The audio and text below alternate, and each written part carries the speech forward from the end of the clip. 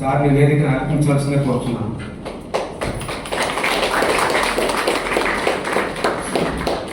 నాయకులకు చాలా మంది దానికి అల్లూరి సీతారామరాజు గురించి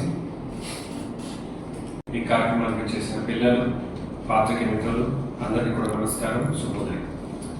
శ్రీ అల్లూరి సీతారామరాజు గారి జయంతి ఈరోజు ముఖ్యంగా మన జిల్లాలో ఉన్న గిరిజనులకి ఇది ఒక పండుగలా ఉంటే, రాష్ట్రంలో ఎంతో పెద్ద భౌగోళిక విస్తీర్ణంలో ఉన్న ఏజెన్సీ ప్రాంతం, అటవీ ప్రాంతాల్లో ప్రజలకి ఈయన ఒక ఆశాజ్యోతి మరియు మన్యం వీరుడు అనే పేరుతో పిలువబడి ఉన్నటువంటి ఒక పెద్ద స్ఫూర్తిగా మొత్తం ఆంధ్రప్రదేశ్లో నిలిచిపోయారు.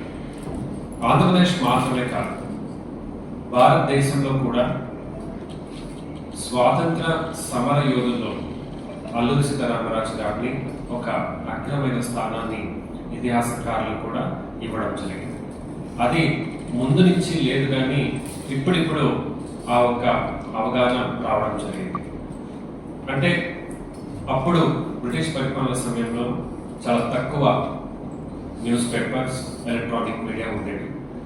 కొన్ని మాత్రమే వెలుగులోకి వచ్చి వాళ్ళని సమరయోధులని మనం పిలువబడేవాళ్ళు.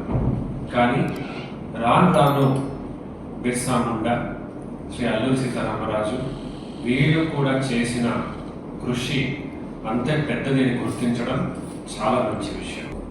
అటవీ ప్రాంతంలో అసలు ఎటువంటి కమ్యూనికేషన్ లేకుండా, ఎటువంటి సాధన పరికరాలు లేకుండా కూడా స్వాతంత్రం కోసం పోరాడినటువంటి వాడు. ఈరోజు ఆయన మనకు ఏంటంటే ఒక భగత్ సింగ్ లాగా.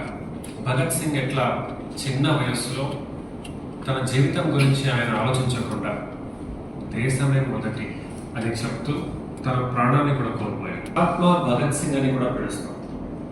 మహాత్మా అని ఎందుకు పిలవడం జరుగుతుంది అంటే, భగవంతుడికి తర్వాత ఆయన అన్నమాట. చిన్న వయస్సులో దేశ ప్రేమ, చిన్న వయసులో పెళ్లి చేసుకుని కాపురం చేసుకోమంటే భగత్ సింగ్ గారు నాకు అవన్నీ అవసరం లేదు, నాకు దేశమే ముఖ్యమని. అంటే అంత పెద్ద ఆలోచన చిన్న వయసులో ఎలా వస్తుందంటే, వాళ్ళు మహాత్ములు ఉండాలి అని అనుకొని మహాత్మా భగత్ సింగ్ అని పిలుస్తారు. నా ఒక దృష్టిలో కూడా శ్రీ అల్లూరి సీతారామరాజు కూడా ఒక మహాత్మాని తెలియజేస్తూ మనమందరం కూడా ఆయన్ని పూర్తిగా తీసుకొని ముందుకెళ్దామని కోరుతూ మీ అందరినీ